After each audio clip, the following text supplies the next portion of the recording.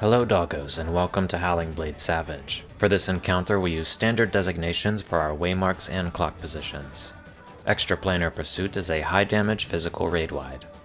Howling Blade will recenter and cast one of two potential variants. Stonefang indicates out and spread, while Windfang indicates in with pairs. About 25% through the cast bar, the boss's Gleaming Fangs, or Sage-type weaponry, which I'll be calling bits, will rearrange to point at either the cardinals or intercards, indicating that the alternate is safe. Resolve at your color Waymarks. Howling Blade will again enter one of two variants. The first potential variant is Revolutionary Rain. The animation will telegraph 3 potential points Howling Blade can jump to at the end of the cast, with all 3 potential destinations being struck by circle AoEs. After leaping to one of the 3, Howling Blade immediately dashes again to the opposite side of the arena with a column AoE after the Wolves' Rain cast. After one final Wolves' Rain cast, the boss will perform a massive point-blank circle, while striking both healers with shared stack conals, and both tanks with tank buster conals. For this pattern, I always call that we are going to the first jump. From there, we organize into groups for the conals, using Howling Blade's final destination as relative north.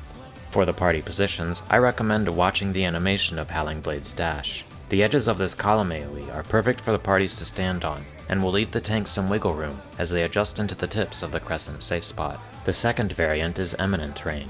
The beginning steps are the same, up until it is time to resolve the conal AoEs, but for this pattern I call that we are going to the second jump. This time, after the second Wolves' Rain cast, Howling Blade will throw a massive wide-angle conal AoE across most of the arena. We once again position with the boss's final destination as relative north, with the tanks on the arena edge and the parties on the edge of the wide-angle cleave. The first rain is immediately followed by another Extraplanar Pursuit Raidwide. Howling Blade will recenter and cast Millenial Decay, a name that perhaps hits a little bit too close to home for me, dealing high magic Raidwide damage and starting another mechanic. A wolf head will spawn on the arena edge at either north or south before 5 further subsequent heads spawn, either clockwise or counter. After delay, these wolves will each fire a column AoE in sequence. As the heads continue to place, Howling Blade casts Aero III, a radial knockback that can be immuned. Some people like to immune this knockback, while some prefer using it on a later one. Consider both options and do what works for you and your job's uptime.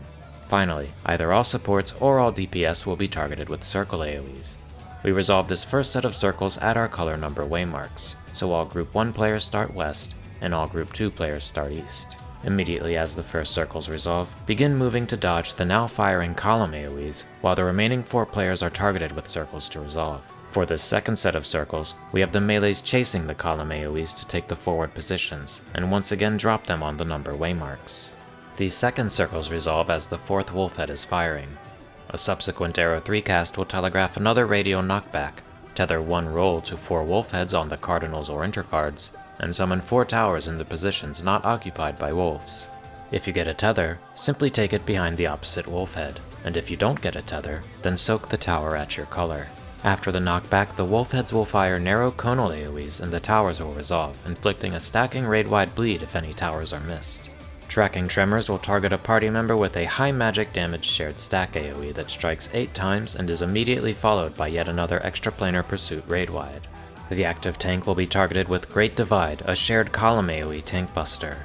Most groups use their invulnerability for this, as it is only cast twice. Howling Blade will once again recenter before casting Terrestrial Titans, placing 2 giant pillars on opposing cardinals. Titanic Pursuit will deal modest physical raid-wide damage and slice these pillars to fall in opposite directions. Based on their falling pattern, either 1 and 3 or 2 and 4 will be safe. The boss's bits will land on the arena, one in a plus sign configuration, and the other in an X. The potential safe spot next to the X will be the final safe spot. This is immediately followed by a Revolutionary or Eminent Rain, whichever variant the boss hasn't already cast. Howling Blade will gain directional disregard before jumping north to cast Tactical Pack, indicating the start of the ads phase. A Wolf of Wind and Wolf of Stone will spawn at east and west, each tethering to a light party of players. Move opposite your tethered wolf. A circled AoE will target the center of the arena, voiding it when the phase begins proper, leaving us with a donut arena to work with. The wolves' Howling Havoc casts will deal damage to tethered players and inflict a series of debuffs. Players with the yellow Stone Pack debuff will only be able to damage the Wolf of Wind, and vice versa. The Stone Pack non-tanks will receive green Windborne End debuffs of various timers, while the Wind Pack non-tanks receive yellow Stoneborne End debuffs. An Earth Elemental will spawn at one of the remaining cardinals, and a Wind Elemental at the opposite. We position so that the players with timer debuffs are close to the same color elementals, green timers near Wind, and yellow timers near Earth, with the tanks taking the opposite side. Pack Predation will target a non-tank with a column AoE. The damage from this is not shared, but it's fine to cleave your friends, since we will be healing up with AoE anyways. As this AoE goes out, the tanks will also be hit with mini-conal tank busters. All of this inflicts magic vulnerability. Immediately after the first pack Predation, the green and yellow elementals will begin rotating. We only want specific players passing through the elementals at specific times, so we begin rotating with them. After healing up from pack Predation, the shortest yellow timer runs through the Earth Elemental to cleanse. This will heavily damage the opposite wolf, deal light Raidwide damage, flip their Wind Pack debuff to Stone Pack, and inflict a 4-second magic vulnerability. After this magic vulnerability expires, the shortest Wind passes through the Wind Elemental, once again damaging the wolf, inflicting light Raidwide damage, magic vulnerability, and swapping their affinity. Eventually, the wolf heads will lock in place while they cast another pack Predation, and we repeat this entire process. First with the medium yellow, and then the medium green, and then finally with the long yellow and long green. After the last debuffs are cleansed, we position the wolf heads north next to Howling Blade to burn them down before their enrage casts of Forlorn Wind and Forlorn Stone complete. Taking too long to kill these adds can cause Howling Blade to skip a Raidwide at the end of the fight before his enrage sequence. These did previously have a failure condition if they were killed too quickly, but this should have been patched out with 721. Following the add phase, Howling Blade will use his ultimate, dealing 4 light servings of raid damage before one final, hard-hitting Ravenous Saber. After Ravenous Saber, we reposition Howling Blade middle to prepare for the next mechanic. He will recenter and send out his bits before casting Terrestrial Rage. After the cast, the bits will reappear in a diagonal orientation. Based on the orientation of the bits, we designate either 1 or 2 as our new relative north. These bits will fire column AoEs in the direction they are facing, and a second set will soon appear on the starting safe spots, forcing us to dodge into the first after they resolve. Meanwhile, one roll will be targeted with 4 spread circle AoEs, while the remaining roll has a player targeted with a shared stack. The stack stays inside Howling Blade's hitbox while the spreads move out to assigned relative positions, with the spreads and stack resolving between the 2 shots from the bits. Immediately following this, the stack players will now get spreads while the spreads now have a stack to resolve. Howling Blade will cast Shadow Chase, becoming untargetable as 5 clones appear on the border of the arena. These clones will perform a column AoE in the direction they are facing, leaving a safe spot behind each. The stack takes the safe position at north or the first clockwise position from north, while the spreads each take an assigned position relative to the stack. Immediately after these resolve, 5 Wolves of Wind will spawn, once again casting columns with safe spots behind them, and Howling Blade will become targetable again. He will immediately cast either Revolutionary or Eminent Rain, which we resolve as always, with an added step of dodging wolf columns after the conals. There will be another Great Divide tank buster that we again resolve with Invulnerability, before Howling Blade recenters to cast his final major mechanic of Phase 1. Beckon Moonlight will place clones at each of the 4 cardinals. Each clone will hold its sword to its left or its right, and these clones will dash across the arena and cleave that side in the order they were placed. While this is happening, we will deal with more sets of roll spreads and stacks, in a random order. First, find the safe quadrant that the first 2 clones will not hit, 1, 2, 3, or 4. Position here and check the last 2 clones for the second safe quadrant. It may be the same, you may have to move over 1 quadrant, or you may have to move diagonally to the opposite side of the arena.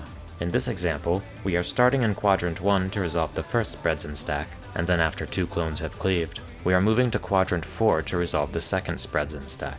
If you always identify the safe starting and ending quadrant, and always move immediately after the second cleave, this mechanic will be easy mode. The prog strats were not easy mode, and I will leave it at that. For spreads, we have fixed positions, melees close, ranged far, group 1 left, and group 2 right facing the boss. The stack is between the 2 ranged spreads on the wall. We resolve the first set, move to the second safe quadrant after 2 cleaves, and resolve the second set. This will always be followed by more Wolfhead column AoEs with 4 safe spots on the cardinals. Howling Blade will cast a Windfang or Stonefang, whichever he didn't use at the start of the fight, so immediately move to your colors and position to resolve. There will be another Tracking Tremors shared stack AoE, and 2 more Extraplanar Pursuit Raidwides assuming you killed the adds quickly enough. Use second potions and LB3 for prog, and carry these into Phase 2 once your team is comfortable enough with the DPS check to do so. You do not need these to meet the Phase 2 DPS check, but they will certainly make it more comfy. After a 45-second cutscene, Phase 2 begins.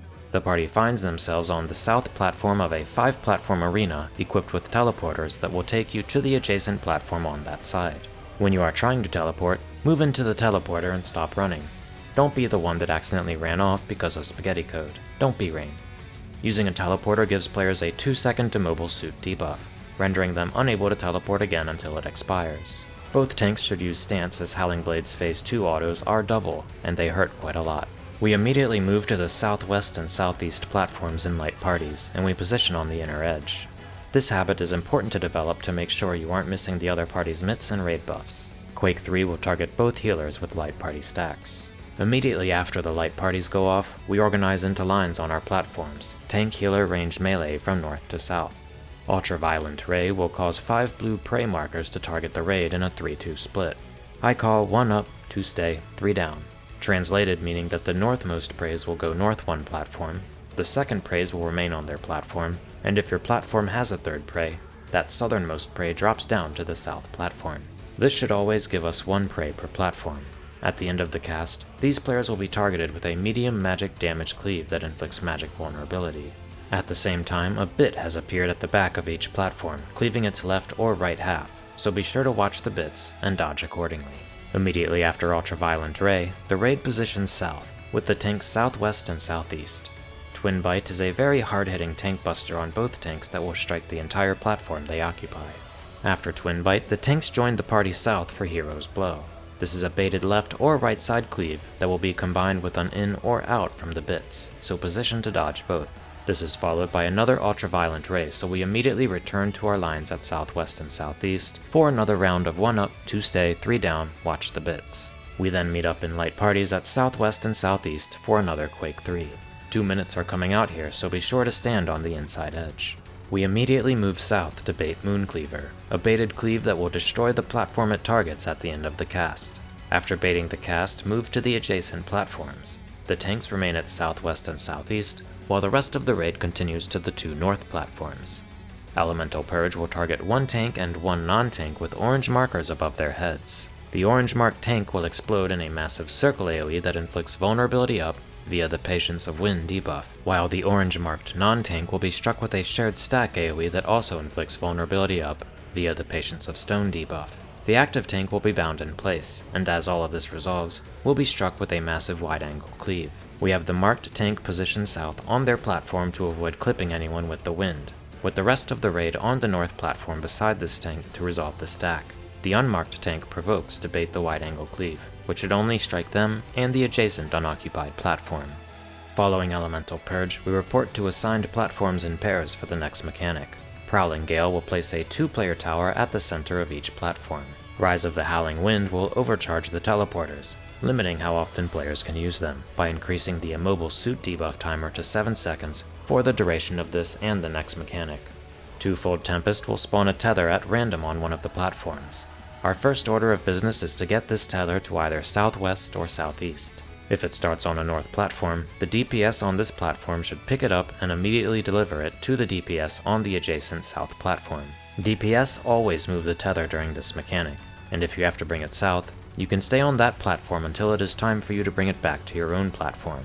Once the tether is on its first platform, the tether player should position in the back center of their platform.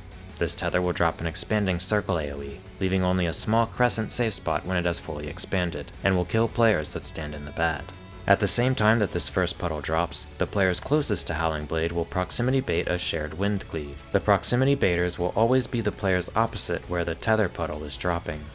After the first puddle is dropped, the DPS rotates 1 platform over to deliver it to the next pair's DPS. That pair drops the circle in the back of their platform, while the players opposite them bait the proximity wind, and we repeat this until all 4 platforms have dropped a puddle and baited a wind stack. After the 4th tether and wind are resolved, the raid makes their way to the newly restored southern platform. The boss will cast Bare Fangs, followed by Champion Circuit. Champion Circuit has 2 main components. The first is the bits.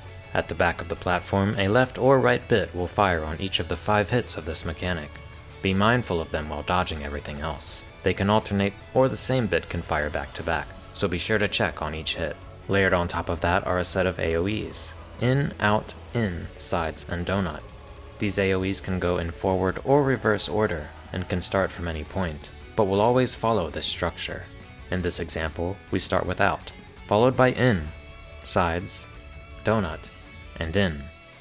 After all 5 hits, we position for another set of Quake 3 light parties and Ultraviolent ray lines. We move south while the tanks resolve another set of Twinbite tank busters, and then move to our starting positions for the next mechanic, by having the healers south, the tanks northwest, and the DPS southeast. Rise of the Hunter's Blade will once again limit how often players can use the teleporters, before Lone Wolf's Lament tethers all DPS to a support. Green tethers need to be short before they activate, while blue tethers need to be long. Once their timers reach 15 seconds, these tethers will inflict damage down and deal heavy damage to tethered players if they are not appropriately stretched. Prowling Gale will summon a tower on each platform. South will be a 3-player tower, northwest or northeast will be a 2-player tower, and the remaining 3 platforms will have 1-player towers. From our starting positions, we follow a set of rules to resolve both the towers and tethers. Healers stay in place at south. The blue tether tank takes the solo tower at southwest, and the green tether tank takes the 2-player tower at northwest or northeast. For DPS, the green tethered to healer moves south to the 3-player tower. The green tethered to tank takes the double tower at northwest or northeast. Blue tethered to healer takes the single tower at northwest or northeast, and blue tethered to tank takes the single tower at southeast. After resolving the towers, the tethers fall off and we watch Howling Blade's target ring. A random player will be targeted with Hero's Blow, either cleaving the boss's left or right side, leaving 2.5 safe platforms of space. The arrows on the side of the target ring are very helpful in determining where this monstrosity is facing. This is layered with either an in or out from the bits. Immediately after this, we spread into lines for another Ultraviolent ray. Unlike before, we can't pre-position perfectly, so understanding the logic here is key. 2 platforms were unsafe during the cleave, so the 2 preys closest to the cleave zone will adjust onto those platforms. From here, the 3 remaining preys should be able to visually determine who should be where relative to the 3 remaining safe platforms. Immediately after the last Ultraviolent ray, we meet up south for the final mechanic. Be ready to adjust if needed, because sometimes people are late. A random player's platform will be targeted with Howling 8, a shared stack tower that hits 8 times for very heavy damage. If this is not baited south, then immediately return to where it was baited. Be sure to remain on the platform after the 8th instance of damage, until Howling Blade casts Mooncleaver, targeting that platform for destruction, and giving Howling Blade a stacking damage buff. The entire group rotates clockwise to the next platform. We will repeat this process for every platform, but how we choose to mitigate them will depend on your group. We chose to do this. Mitigate the first stack tower, invuln the second, invuln the third, kitchen sink the fourth, and mitigate the fifth. After baiting the first Mooncleaver, the entire group moves clockwise, and once the Howling 8 tower is placed, the entire raid rotates clockwise, save for the invulnerability tank. After soloing all 8 strikes, this tank waits for the Mooncleaver bait before rotating clockwise to join the raid. After baiting the next tower, the raid again rotates clockwise, leaving behind the invulnerability tank until the next Mooncleaver is baited. Once the 4th tower is baited, everyone but the tanks rotate clockwise to the final platform, and tanks slam all of their cooldowns with whatever personal mitts the rest of the group can give them. After the Mooncleaver baits, the tanks join the raid on the final platform, and here we send every mitigation in our arsenal for the final 8 shared hits. After this, Howling Blade will enrage with a long cast of Star Cleaver, wiping the raid if he is not defeated.